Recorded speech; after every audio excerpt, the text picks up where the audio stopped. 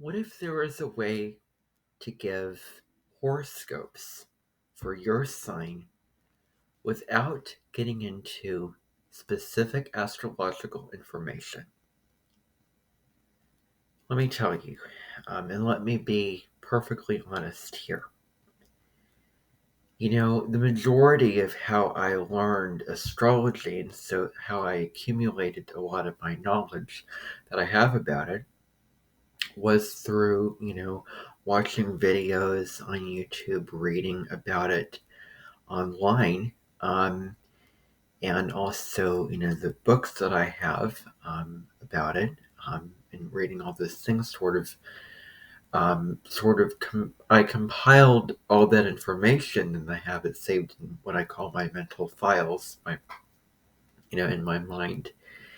And, that's the truth. And you can certainly learn a lot of astrology through YouTube, through articles online, etc. You can certainly do that. If you want to learn it in a format like a course or something else, then you can certainly do that. But you know, especially if you don't have a lot of money and you want to learn astrology and you want to spend your money for the things that you need, and that are perhaps more valuable to you, then that's probably how you learn, and that's probably how a lot of us um, learn new things in this day and age. And so, um, and it's a great way to learn in its own way. I'm not going to put learning astrology through YouTube below learning it through a course or consulting with a professional astrologer. We don't live in a zero-sum game. We live in a world of nuance, multiplicity, diversity, and both and. So it's good in its own way. Um, and yeah, you can certainly learn astrology through YouTube. Especially there's this one channel, Stormy Grace, who has a YouTube astrology academy, where teachers, they get paid. I'm sure that they do, especially providing the amount of information that they're providing, and that quality of information. But you yourself don't have to pay to watch those videos. They're free courses, classes, lectures on. There's one that I was watching about the lunar notes, which was very, very well done, um, and very in depth. And one of the best descriptions of the lunar nodes that I've watched in the history of videos I've watched about it. So, yeah. So, if you're serious about becoming an astrologer, there's several ways of doing it. You can learn through courses. You can, get taught the language of astrology, or you're just self-taught. Now, I'm not an astrologer, but I know a lot about it, and I, um, I have, I enjoy making videos on it. So I would be more self-taught. Um, but so, yeah, and I think that it's important for me to be honest with you about how I, learn astrology and how I continue to learn astrology and how I engage with it. Um, and so, when it comes to watching so many videos about this, and I'm sure a lot of you know that many astrologers do what are called monthly horoscopes, where they break down sign by sign, this is what's happening, where they tell you, okay, this full moon is happening in your ninth house. This is what it means. Or Venus is moving into your seventh house. And so the focus is going to be on your relationships or your partner in marriage, etc. So, that's how they do it. And, for me personally, my personal opinion is I've never really been too interested in that because I'm always looking for it to absolutely resonate.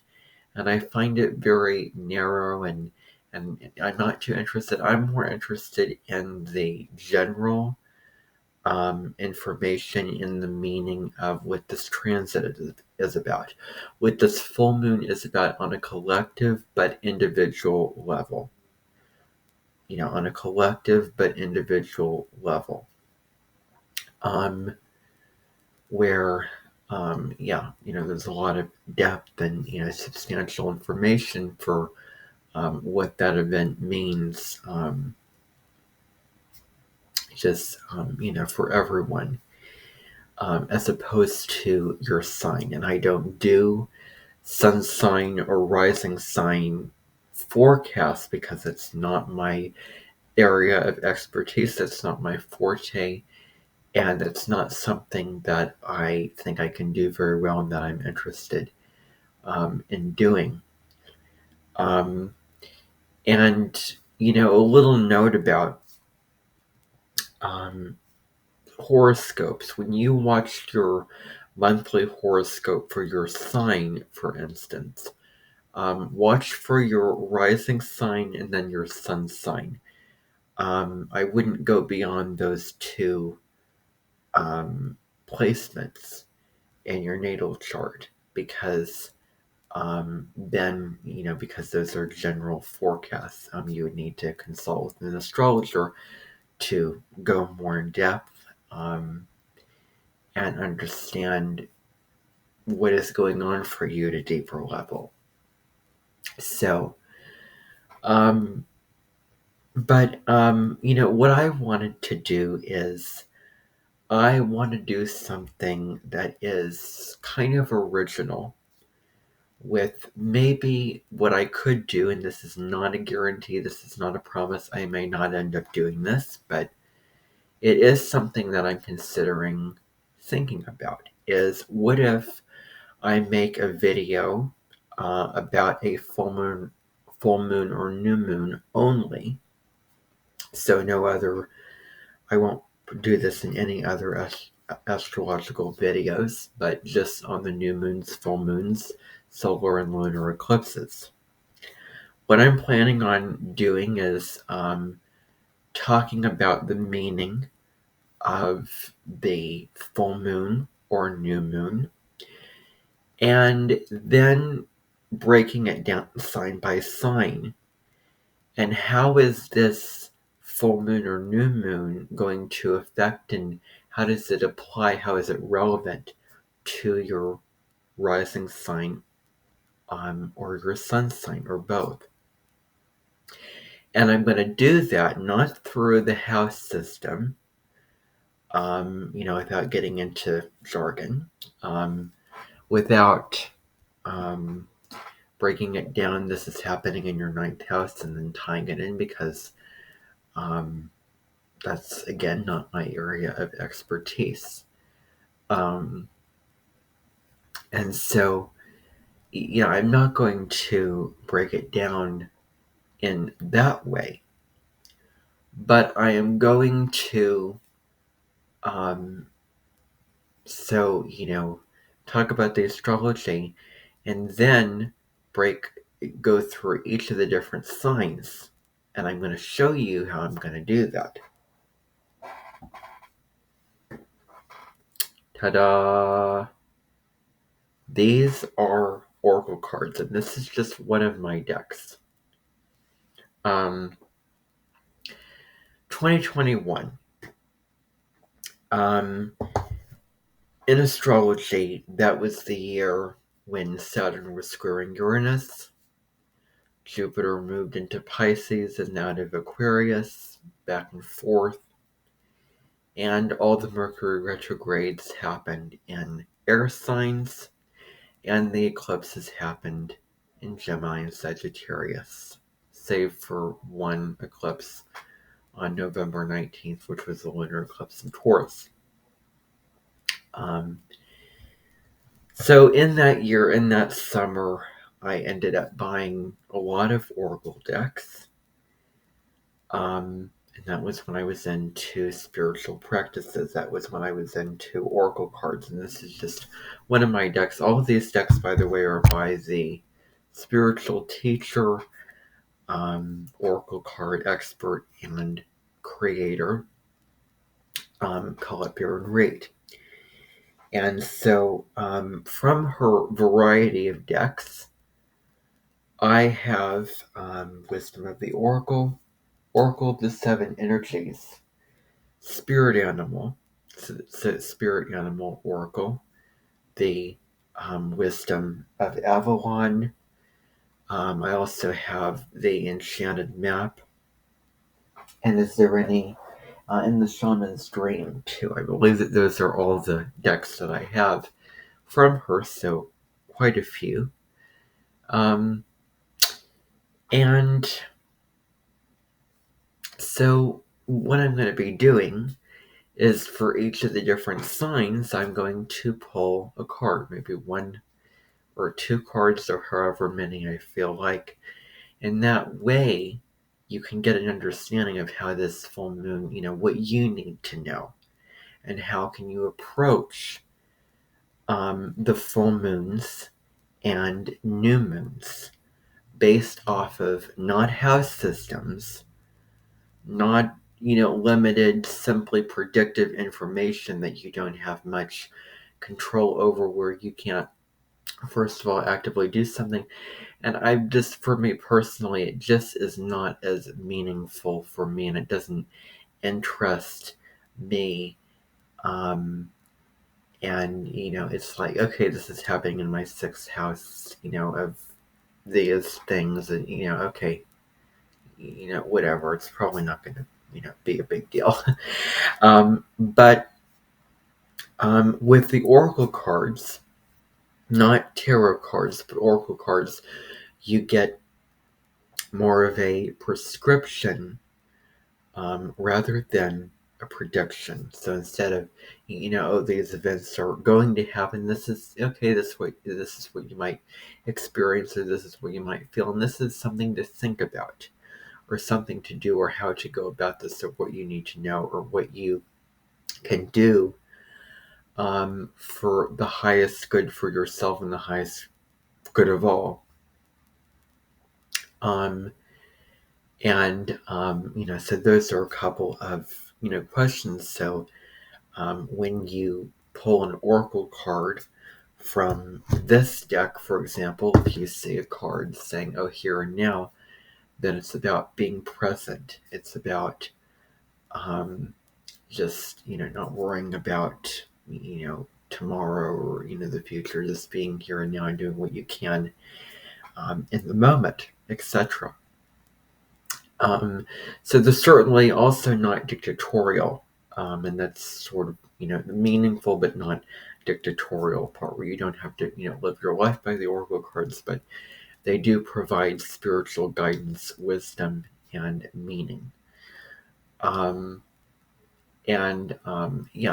That's how they should be used for guidance, and to add more meaning, to add possibly a sense of purpose, where you're sort of dialed into spirit, and you're connecting in that way. And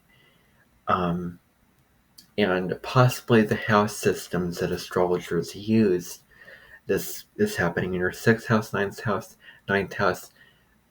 possibly that could be, there's limitations with that. I don't feel that there is as many limitations with the oracle cards.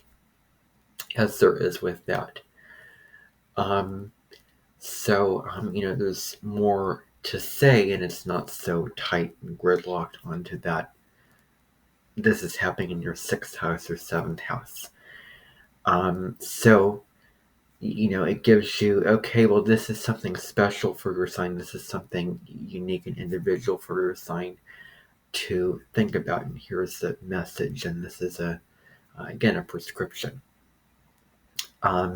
which has nothing to do with big houses of what something a full moon is going to fall in your chart. Instead, here's an oracle card, and this is what I have to say, and this is something to keep in mind, consider, something that you need to know about this event. So I am thinking of doing that. I really want to keep it simple, and not do too many oracle cards. I may just do cards for just your individual sign, or do a collective card. Who knows? But at this point, I don't want to overcomplicate and give you too much information from the oracle cards. But I want to keep it simple because less is more. And when I'm pulling oracle cards for a Venus transit or a Saturn transit and a full moon, it's just a lot. So I think that right now I'm just going to stick to pulling oracle cards for full moons and new moons and eclipses. Because, what about, why just Saturn transits? Why just Venus transits? So, it just makes a lot of sense. So, anyway, and plus the moon is our emotions of what we're feeling. It's the energy, the vibration, the mood, our mood for that given day, and it is, affects us perhaps the most out of any other planet in transit. So I'm thinking about that. And if you're an astrologer watching this, then I would definitely consider pulling oracle cards for astrological events, and for if you're going through certain forecasts for the different signs, to pull oracle cards. 1 or 2 or 3 for each sign. Again, I wouldn't overcomplicate it, but keep it simple. A couple cards for each sign, or one card for each sign, and then give the signs individual forecasts in that way. And I think a much more meaningful, spiritually meaningful, and substantial way. So that is what I have to say. And bye for now, everybody. That was just a little update.